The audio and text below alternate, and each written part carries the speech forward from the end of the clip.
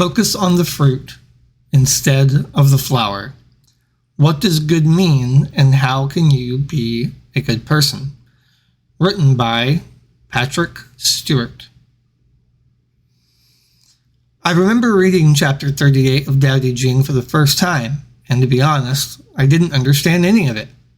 Every line is a contradiction from the previous, and I thought there was no logical way to interpret it as anything but nonsense.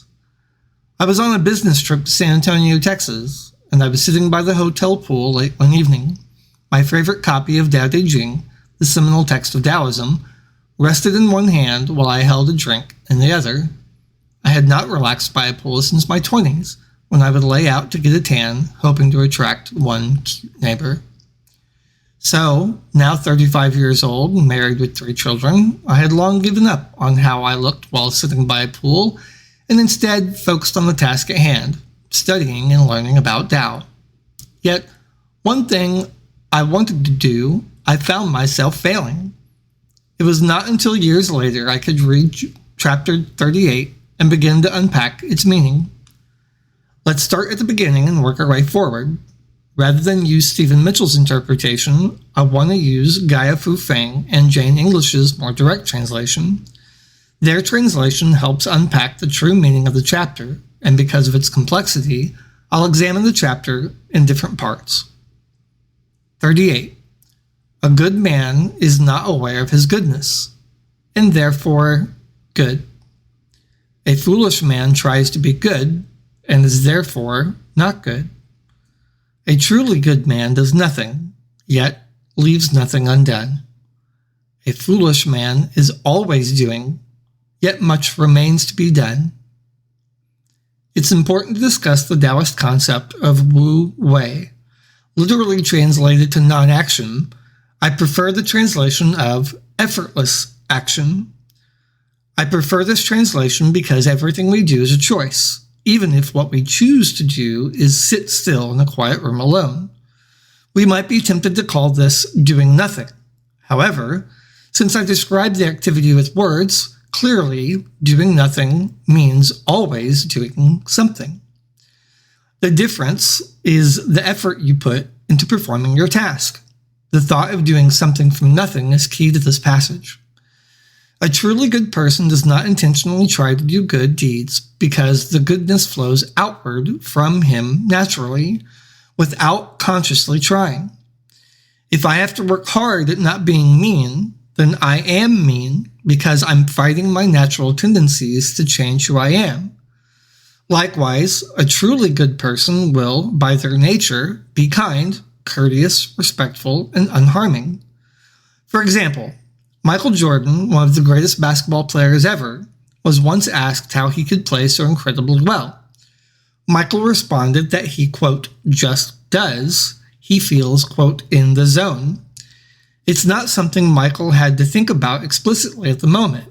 Instead, he effortlessly uses his muscles to beat the other player to the hoop, and as if the ability flowed naturally. If you read interviews with other athletes or any highly skilled professional, they state the same thing. It just happens. Wu Wei, effortless action. Now, how does a good man act? When a truly kind man does something, he leaves nothing undone. When a just man does something, he leaves a great deal to be done. When a disciplinarian does something and no one responds, he rolls up his sleeves in an attempt to enforce order. When a kind man acts, it is effortless. Therefore, he can finish everything that needs to be done.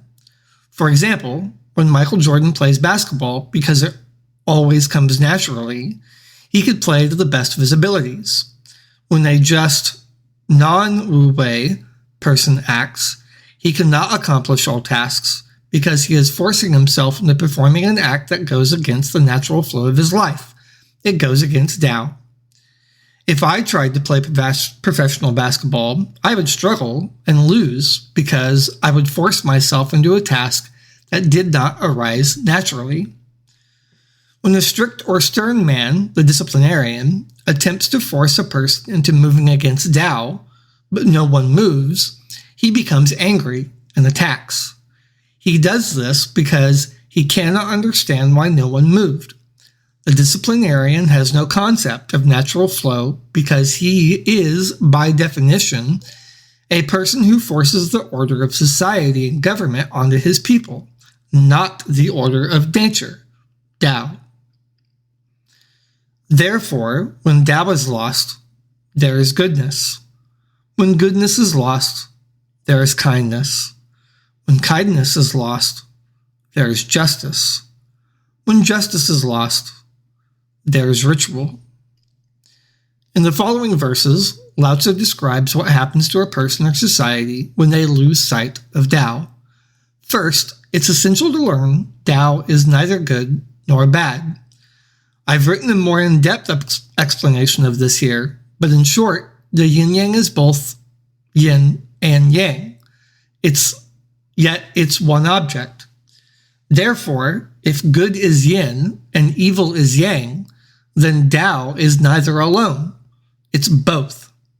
This is what it means when the author, Lao Tzu, states, when Tao is lost, there is goodness. When you lose sight of Tao and only focus on its parts, you discover good, but you're missing the whole. Lao Tzu then logically walks through a chain of events. Goodness, as defined incorrectly by man, becomes kindness. A wrong interpretation becomes another wrong interpretation. When kindness is lost, there is justice because man only focuses on always being good, which is impossible. It's impossible because there is no such thing as good and evil as separate entities. A person cannot always be good, nor can they always be bad.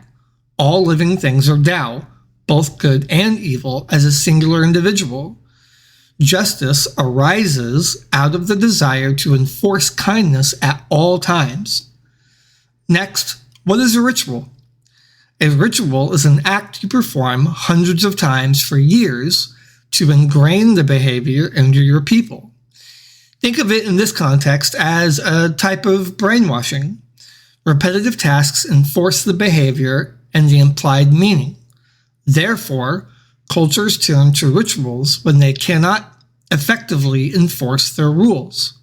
In other words, ritual is an attempt to train citizens to believe a viewpoint is true and maintain that viewpoint indefinitely, no matter the consequences.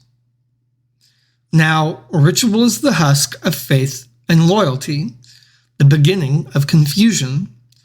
Knowledge of the future is only a flowery trapping of Tao. It is the beginning of folly. When a ritual is allowed to take root in a society, it becomes faith and loyalty to the original beliefs of goodness, no matter what evidence may arise to prove that the definition of goodness is inaccurate. Lao Tzu provides an example of knowledge. Here, he states knowledge is useless. In fact, in other chapters, Lao Tzu goes to great lengths to show the dangers of obtaining knowledge for knowledge's sake. This is why knowledge of the future is like decoration on a more significant, more grand work of art. If Tao is the piece of art, then knowledge is the canvas. The art is the paint, but the canvas is only the medium. We should appreciate the canvas, but value the paint. Knowledge is the canvas. Finally, we have reached the conclusion of what happens when we lose sight of reality, of truth with a capital T, folly and ruin. Therefore, the truly great man dwells on what is real and not what is on the surface, on the fruit and not the flower. Therefore, accept the one and reject the other. So, what do we do? Lao Tzu summarizes by stating that a truly great man, a man who follows Tao and the natural order of all things, understands the truth of reality. He understands that concepts like justice, ritual, and kindness are only decorations, not substantiative sinners. The wise man lives his life for the fruit produced by the flower. The flower is pretty and smells nice, but the fruit gives nutrients and sustains life. so too does Tao. Tao sustains us and gives us life. The flower, or the rules, definitions, and regulations created by man, are pretty and nice, but not the whole. Therefore, we should live for the whole and not concern ourselves with just the pieces or parts. I was left confused as I finished reading chapter 38, still sitting by the pool. I put the book away and read it again the next day.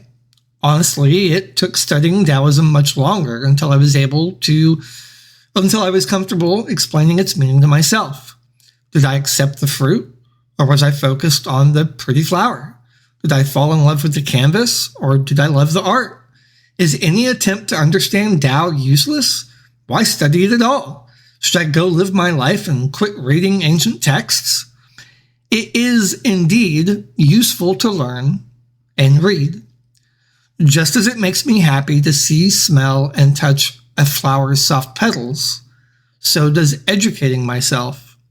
It makes life enjoyable and interesting. As long as I remember, knowledge for knowledge's sake is not my goal.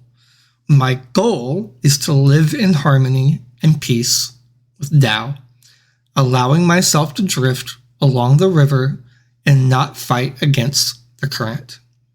This is the ultimate meaning of chapter 38. And now that you know, go live your life.